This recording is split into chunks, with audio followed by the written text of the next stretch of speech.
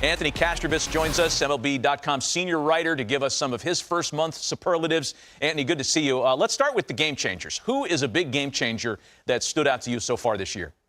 You just showed Pete Crow Armstrong, and he came to mind when I saw this question. But I kind of had an inkling he might pop based off his second half last year. The guy that I fully admit I did not see coming was Jung-Hoo Lee of the Giants, the grandson of the Wind. I mean, he has totally outperformed my expectations for him. We didn't see much of him last year before that bad injury cut short his season. But the way he's barreling the ball, I mean, this guy came over from Korea, promised to be a high contact type, but he's slugging almost 700 on breaking balls. He's in the top 20 in MLB in slugging percentage overall. That's just not something I expected. I don't know if it's something the Giants expected either, quite frankly, but he's also good in the field. He's good in the base paths. He might be the superstar they've long sought. Yeah, you're not alone in being surprised by that one. In fact, if you weren't surprised by that, you're either a liar or you're JP Morosi, because JP thought it was coming for him. He was on him from the start. Give us your most exciting first-year player so far, Anthony. Well, the guy who's just kind of swept into our lives in the last week to 10 days is Chandler Simpson of the Rays. I think Christian Campbell, the Red Sox, would probably be your American League Rookie of the Year as of now. But Simpson, what he's doing, I mean, we knew he was an electric player, but to do it immediately on this stage is really impressive. We heard things about him in the minor leagues, you know, getting to first base, a single on a one-hopper to first base. He has that kind of speed. He had more than 100 steals in the minors last year. But, you know, this is not a Billy Hamilton type. I mean, this guy is getting on base. He's getting on base like 45% of the time in his first 8 games, and they're 6-2 with him. So he's also doing it defensively. Robbed Manny Machado of a homer over the weekend. So I want to get back to this unrehearsed. Do you think Christian Campbell will be the Rookie of the Year if we gave that out after a month? What about Jacob Wilson in Oakland? That's a good one, too. I mean, he finally drew a walk, so that's good. But I don't know, man. Hey, every year we seem to have this conversation. We're just kind of loaded with young talent, so it'll be a fun one all year. No, it's going to be fun to watch, yeah. How about the most pleasant surprise? Maybe someplace that you weren't expecting the kind of results, not counting the grandson of the Wind, who you've already identified. Yeah, I mean, his Giants would qualify here, but since we already kind of discussed that, how about the Mariners' offense? Especially in the last 2 weeks. They've led MLB in homers over the last 2 weeks. And, you know, it's weird that the Mariners right now, they got to first place despite a lot of pitching injuries. You know, that's the strength of their club. It's what carried them last year, almost carried them in the playoffs despite a lackluster offense. And right now the offense is the thing carrying them, which is very surprising. They are second in weighted runs created plus, behind only the Yankees. And that is an important stat because, of course, they play in this ballpark that truly suppresses offense. So that's a good way to look at what the Mariners have done. And they really haven't – that's without Julio Rodriguez really, catching fire yet. So I'm going to ask you this one and then make a guess as to what you're going to say. And you feel free to tell me immediately if I'm wrong or not. Storyline we'll look back at in September and laugh about. Is it going to be torpedo bats? You know, I thought about putting that here because I think we've already seen that die down a bit from the conversation that was going on the first week where everyone's talking about this as some kind of magic bat and a guaranteed hit. So that'll probably be one. And the other one for me is just the Dodgers in the NL West. I do think the NL West is a strong division. Are we going to have 4 teams with like a 600-something winning percentage at the end of the year? Probably not.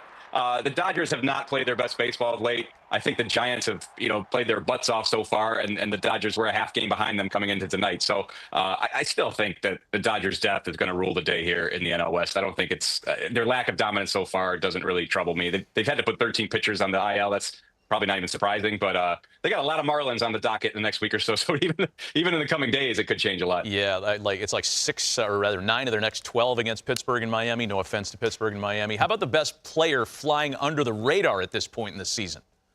I don't know, it's always hard to measure such a thing, but for me, it's Spencer Torkelson of the Tigers. It's funny because this guy was drafted 5 years ago, #1 overall pick in 2020.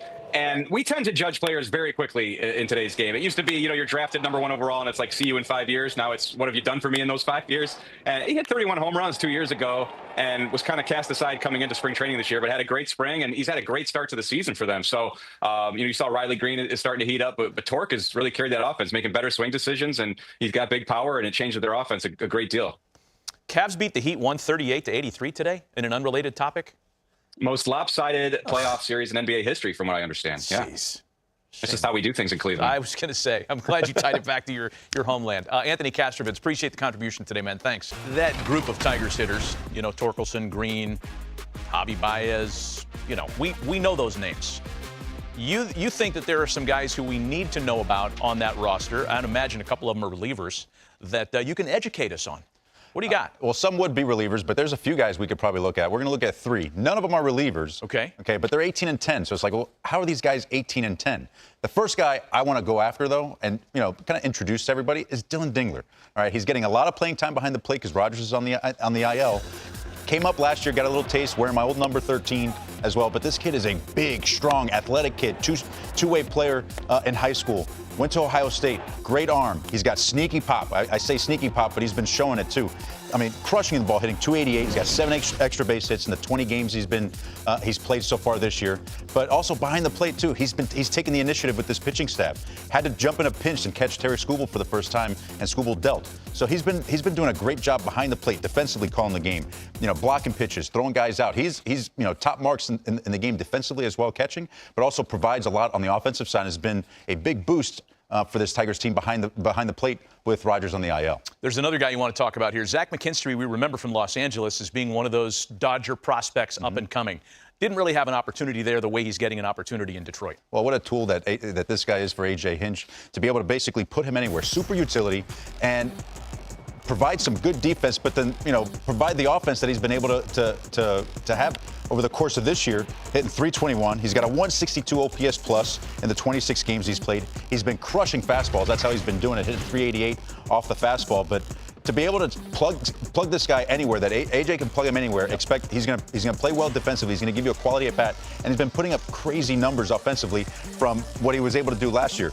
Is he able to maintain that? I don't know. But even if he comes back down to earth a little bit, his versatility is what makes him valuable to this team, and something that AJ does not take for granted, having a guy like this. Managers love guys like this, where you can put him anywhere on the field, and you're going to have a quality at bat and have good defense. A lot of live young arms on the staff. Give us a pitcher we need to know about. Well, the best starting pitcher on this staff that nobody talks about, I think, is Reese Olson, because the start that this staff has gotten off to, a lot of people are talking about, Casey Mize, coming back. Jack Flaherty has been throwing the ball, obviously Terry Skubal, but this guy might be as nasty, if not nastier, than all of them. And that changeup right there is dirty. I mean, he is, just been throwing the ball lights out. At 25 years old, really starting to come into his own, 3-1. And I was talking about that changeup. Guys are hitting 071 with 14 Ks on the year so far on that changeup, because that thing is gross.